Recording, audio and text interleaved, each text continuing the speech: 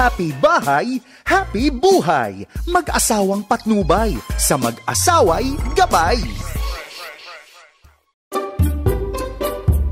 Wow, honey, this is such an excellent massage from Sonia's Garden. Matagal ka pa? I have so many missed calls para from the kids kasi sabi ko sa'yo, isama na lang natin sila. Nakaka-guilty tuloy that we are having a good time and then sila nasa bahay. Honey, make sure this is pasok sa budget, ha?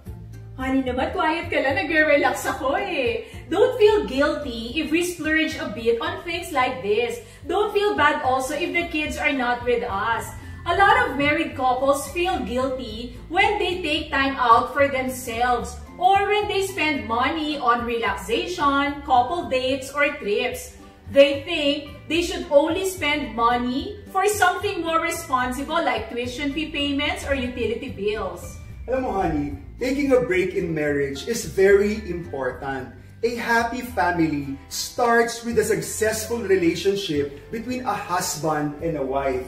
Kapag maayos at maligaya ang pagsasama ng mag-asawa, it will cascade all the way to the children. That is why we should be intentional in feeding and nurturing our marriage. If a couple spend time together, if we do things we both enjoy, we do not just bolster our marriage, making it more solid, but we likewise make an investment into our relationship that will benefit the entire family. That is why, honey, today I would like to address all the husbands here. You should date your wives more often. Why? We bear the brunt of at-home responsibilities. We always sacrifice our own personal time for the sake of our kids. And we constantly sublimate our own needs to those of our family members. Normal naman sa mga ina ang lagi nagpaparaya. Kaya naman po, we deserve a treat like this. Alam mo, honey, if I may be honest with you, kaming mga husband, we don't feel entitled to enjoy the freedom, this kind of break that we are enjoying now. Kasi nga, we need to provide and work hard for the family. Pero, kung titignan mo yung mga nasa puso namin, kailangan din namin ng break eh. Kailangan din namin magpahinga. Okay, so 2 simple ways on how we can nurture our marriage and be able to spend time together as a couple. Number 1, honey, it is important that you have a regular date night. Going out every so often will intensify your commitment into your marriage, thus helping you feel fresh and young. Nakakabata raw, honey, kapag lagi tayo nagde-date. It's like sneaking around with your spouse, away from the kids. Dapat tatakas tayo minsan. That's right. Number 2, this is direct from a husband's point of view, honey.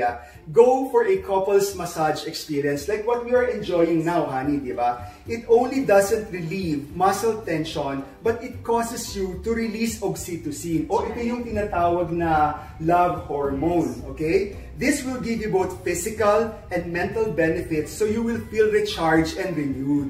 Spending alone moments together contributes into a healthy marriage. And money spent on this is never wasted, rather invested.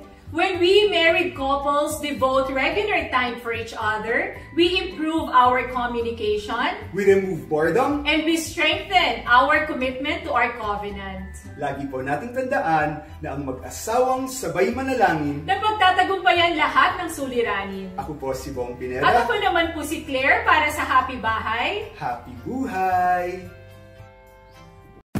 Happy bahay, happy buhay. Mag-asawang patnubay, sa mag-asaway gabay.